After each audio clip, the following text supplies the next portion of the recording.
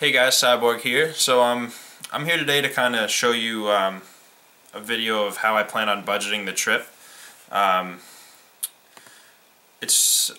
used Google Drive, which is basically Google Docs, and I've made a spreadsheet. It has my start and end point for each day, how many miles I plan on doing, and the total miles, where I plan on resupplying, my town stays, if I'm getting a mail drop, various notes, and then my budget for the week. This is more of a guideline because you can't plan on the AT, and you don't really want to plan on the AT because that kind of ruins the fun out of it.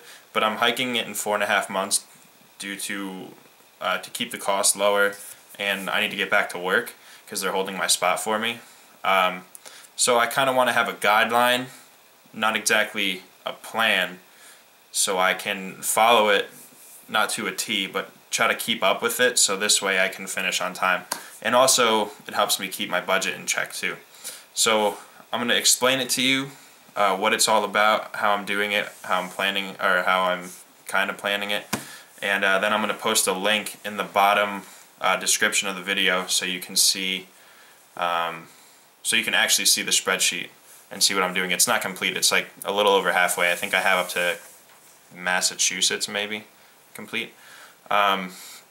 So like I said, what I did is I put a start point and an end point to each day. So column 1 is my start point at Springer Mountain, and then my finishing point for that day is column B, which is Gooch Mountain Shelter.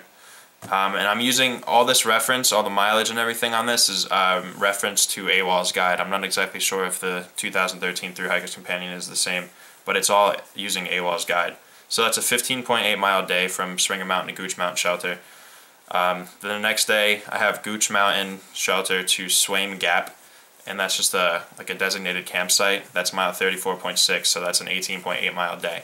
So that's kind of what I'm doing, is just doing that. Like I said, I'm not going to follow it to a T because you can't really make plans because the weather could, conflict with how many miles you want to do that day. If you need a morale booster and you want to get off the trail to go into a town for a night, that kind of stuff happens all the time. Like I said, this is just a guideline so I can stay on track and keep my budget straight. So after I calculate the total miles, then I have in the column I have every 7 days I have the week number, and then in that week I counted up all the budget, like everything I'm going to be staying in. Like I have everything calculated out, like 4 days of food in Hiawassee. That's going to get me to that'll get me to Fontana. I'm not planning on, or actually, I'm sorry, that'll get me to the NOC, where I'll have 1.5 days of food to get me to Fontana. Then I have in the first week, I have me staying in Hiawassee at the Budget Inn. I forget how much money that is to stay there, but I have it all budgeted out and calculated out.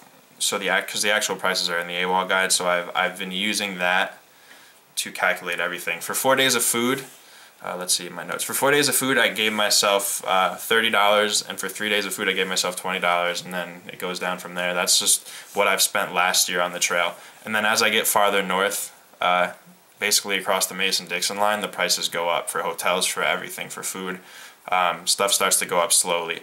So I have to adjust the prices for that. But right now, down south, I have $30 for 4 days of food. So like week 1, just for 4 days of food and a stay at the Budget Inn, I budgeted $70. And just so you know, I have a I figure I should tell you this before I get into everything else. I have a $4,000 budget for the trail. I have $500 in reserve and another $500 on a credit card if the fit really hits the shan, if you know what I'm saying. So I have basically $5,000 that I can use, and I'm going to try to keep it below $4,000. So like I said, 4 days of food and a stay at the Budget Inn in Hiawassee is $70. Now I have $130 extra, so that could go towards town food, whatever extra gear that I might need, who knows. But I have $130 extra, and any money I don't use gets rolled over to the next week. So I don't calculate the food and like the town food and stuff like that because I don't really know how much I'm going to be eating. So at least I know I have $130 extra. So the next week I have 1.5 days of food resupply at the NOC. I'm going to stay at the NOC supposedly. And then I pick up my Smoky Mountain permit from the NOC outfitter, because you can print stuff there. So I'm going to print my permit out there because I don't have a printer here, and the nearest Staples is pretty far, so I can't print out anything. And then in that same week, I have a 4-day resupply at the Fontana Lodge, which is a mail drop. And I don't have the mail drop budgeted in this week, in that particular week, because I have that food already bought already, and it's already boxed up and ready to go. So that's not even included in there. And that budget came out to be $90 for the second week. And my second week ends, I don't even know, where does it end? My second week ends at Mount Collins Shelter in the Smokies. That'll be day 14 if I'm on schedule, which, like I said, I'm not even trying to keep up with this to a T, because I don't want to keep up to it to a T. I'm just trying to stay around there. Like, I don't have me staying on top of Max Patch in here. Do I want to stay on top of Max Patch? Yes. If the weather is good, I will be staying on top of Max Patch, which will throw off my plan, which is cool. I want it to be that way, but I also have to make up those miles then, because I want to be halfway done by a certain time. So, but like I said, it's just a guide. I have a $200 a week budget. Let's see, what else did I forget? Food estimate. So, and the hotel stays, I have them budgeted out assuming I'm paying full price. So I'm going to be hiking fast, so I don't know if I'm going to be hiking with people. I don't know if I'm going to find someone to hike with who is hiking just as fast as I am. So I'm assuming that I'm going to be paying full price for all my hotels. If I'm not, great, that'll lower my hotel stay budget down. So that's good. I'm hoping that I can find people to stay with in a hotel, so in this way it doesn't cost me $40 to stay in a hotel, or 50 or 60 or 70 bucks to stay in a hotel, because that kind of sucks. So if I can, like last year, at least I had it split 2 to 3 ways every time I stayed in a motel or a hotel or whatever.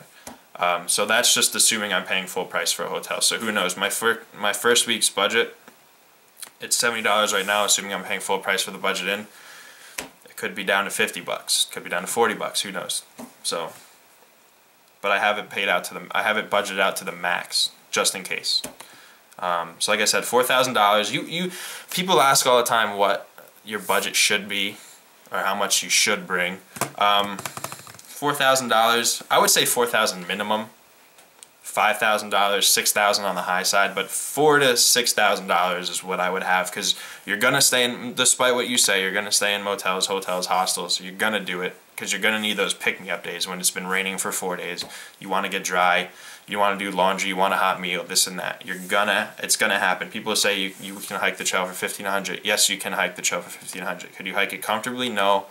Would you have as much fun? Definitely not. In my opinion, that's just me. I'm not saying it's the wrong way to do it. There's no right or wrong way to do it. So it's all what you want to do, but that's just my opinion, and most people who I've talked to and hiked with and seen on the trail and blah, blah, blah, blah, blah, have agreed. So that's that.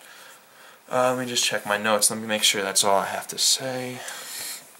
So yeah, cover the budget, $4,000 plus $500 in reserve, plus another $500 on a credit card. That's it. So that's pretty much how I'm doing my budget. Like I said, I'm going to post the link to this spreadsheet in the video to kind of give you a better idea of what I'm talking about, so you can open it up while you're watching the video and get an idea for what I'm saying. So yeah, that's that. I hope you enjoyed. I hope this helps people out for planning the AT. I know this is what I'm trying to do, so you can get a better idea of how I'm trying to hike the trail budget-wise and time-wise even, because like I said, I have the guideline. So yeah, well, hope you guys enjoyed, and I'll be on the trail in 22 days, I think, 22, 23 days, Easter Sunday. So I'll be making more videos, and I'll catch you guys later.